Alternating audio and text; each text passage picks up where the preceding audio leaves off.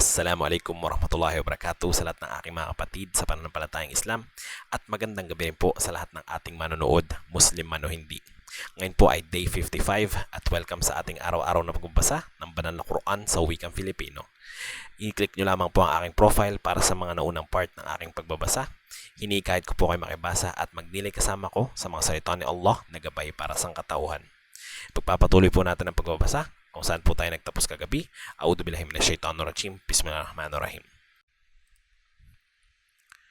Sinabi nila, kami ay nananampalataya sa Panginoon ng mga nilikha, ang Panginoon ni na Moises at Aaron.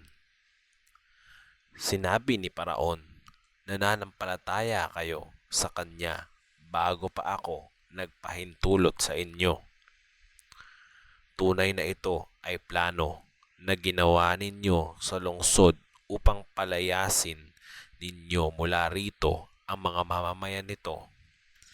Katiyakang malalaman ninyo.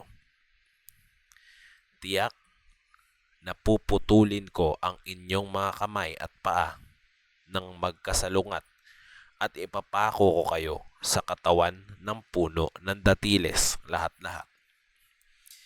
Sinabi nila, tunay na kami sa aming Panginoon ay magbabalik. Hindi ka gumaganti sa amin liban na lamang dahil sa nananampalataya kami sa mga tanda ng aming Panginoon nang ito ay dumating sa amin. Aming Panginoon, bigyan mo kami ng pagtitiis at bawian mo kami ng buhay na kami ay mga Muslim. Sinabi ng mga makapangyarihan na kabilang sa nasyon ni Paraon, hahayaan mo ba si Moises at ang kanyang nasyon na manira sa lupa at talikuran ka at ang iyong mga Diyos?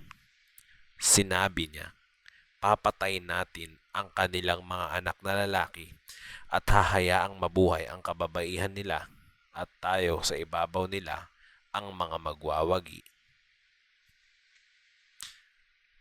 Sinabi ni Moises sa kanyang nasyon, humingi ng tulong kay Allah at magtiis. Tunay na ang lupa ay pag-aari ni Allah. Ipinamamana niya ito sa sino mang naisin niya sa kanyang mga alipin. Ang mainam na hantungan ay para sa mga may takot sa kanya. Sinabi nila, kami ay napinsala bago ka pa dumating sa amin. At pagdating mo sa amin, sinabi niya, maaaring wawasakin ni Allah ang inyong mga kaaway at ipamamana sa inyo ang lupaing ito at upang makita niya kung ano ang gagawin ninyo. Pinarusahan namin ang nasyon ni Paraon ng ilang taon, kakulangan ng bunga upang sila nawa ay mapaalahanan. Ngunit nang dumating sa kanila ang ginhawa, ay sinabi nila, ito ay para sa amin. At kapag sila ay dinatnan muli ng sakuna, ay ibinibintang nila ito kay Moises at kanyang mga kasama.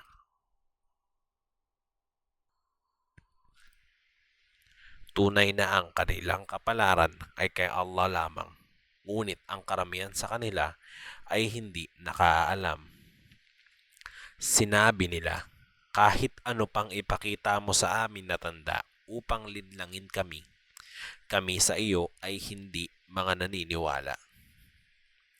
Kaya ipinadala namin sa kanila ang baha, balang, kuto, palaka at dugo bilang malilinaw na tanda. Ngunit sila ay nagmalaki at mga makasalanan. Nang dumating sa kanila ang parusa, ay sinabi nila, O Moises, manalangin ka sa iyong Panginoon ayon sa pangako niya sa iyo. Kung maaalis mo ang parusang ito mula sa amin, ay tiyak na maniniwala kami sa iyo at pasasambahin namin sa iyo ang angkan ng Israel. Ngunit nang inalis namin ang parusa mula sa kanila sa takdang panahon, ay binali nila agad ang kanilang sinabi. Gumanti kami sa kanila at nilunod sila sa dagat dahil sa pagpapasinungaling nila sa aming mga tanda at dahil sila ay mga walang pakialam. Kaya pinamanahan namin ang nasyon na inaapi ng mga kalupaan sa silangan at kanluran na ginawa naming mabiyaya. Naging ganap ang mabuting salita ng iyong Panginoon sa angkan ng Israel dahil sa kanilang pagtitiis. Winasak namin ang mga ginawa ni Paraon at ng kanyang nasyon at anumang kanilang itinayo.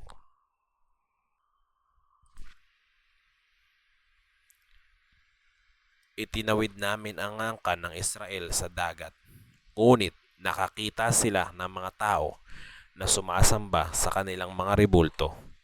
Sinabi nila, O Moises, gumawa ka ng Diyos para sa amin, tulad ng kung paano sila ay may mga Diyos. Sinabi niya, tunay na kayo ay nasyon na mangmang. Tunay na sila ay nagwasak sa kalagayan nila at walang saysay ang anumang ginagawa nila. Sinabi ni Moises, iba pa ba liban kay Allah ang hahangarin ninyo bilang Diyos, samantalang pinaburan niya kayo sa lahat ng iba pang nilikha? Hanggang dito na lamang po muna. Inshallah bukas po natin pagpapatuloy ang karugtong nito. Maraming salamat po sa pakibasa at pakikinig. Gantimpalaan nawa tayo ni Allah. Assalamualaikum warahmatullahi wabarakatuh.